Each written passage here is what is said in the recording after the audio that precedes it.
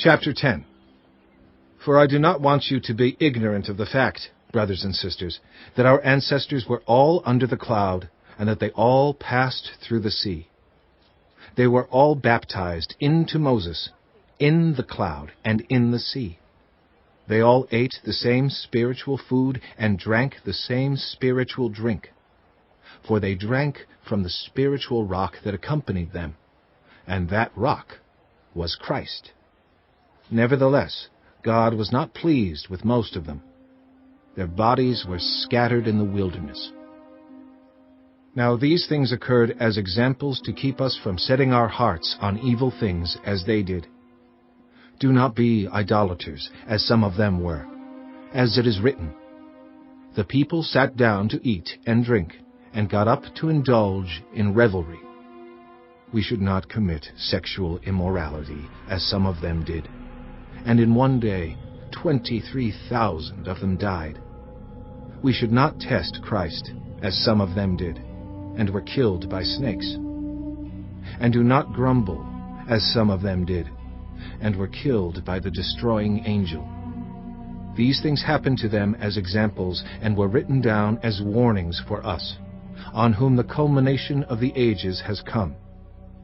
So if you think you are standing firm, be careful that you don't fall. No temptation has overtaken you except what is common to mankind, and God is faithful. He will not let you be tempted beyond what you can bear.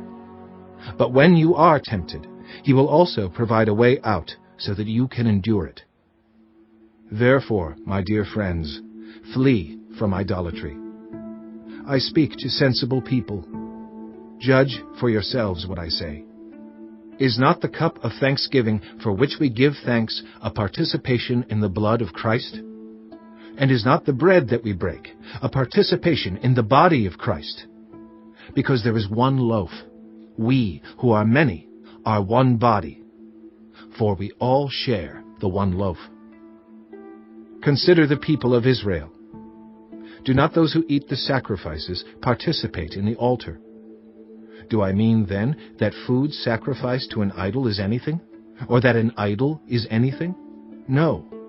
But the sacrifices of pagans are offered to demons, not to God.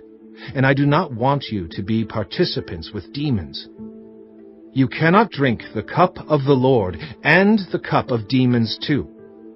You cannot have a part in both the Lord's table and the table of demons. Are we trying to arouse the Lord's jealousy? Are we stronger than He? I have the right to do anything, you say, but not everything is beneficial. I have the right to do anything, but not everything is constructive. No one should seek their own good, but the good of others. Eat anything sold in the meat market without raising questions of conscience. For the earth is the Lord's, and everything in it. If an unbeliever invites you to a meal and you want to go, eat whatever is put before you without raising questions of conscience. But if someone says to you, "This has been offered in sacrifice," then do not eat it, both for the sake of the one who told you and for the sake of conscience. I am referring to the other person's conscience, not yours. For why is my freedom being judged by another's conscience? If I take part in the meal with thankfulness, why am I denounced because of something I thank God for? So whether you eat or drink or whatever you do it all for the glory of God. Do not cause anyone to stumble, whether Jews, Greeks, or the church of God, even as I try to please everyone in every way. For I am not seeking my own good, but the good of many, so that they may be saved.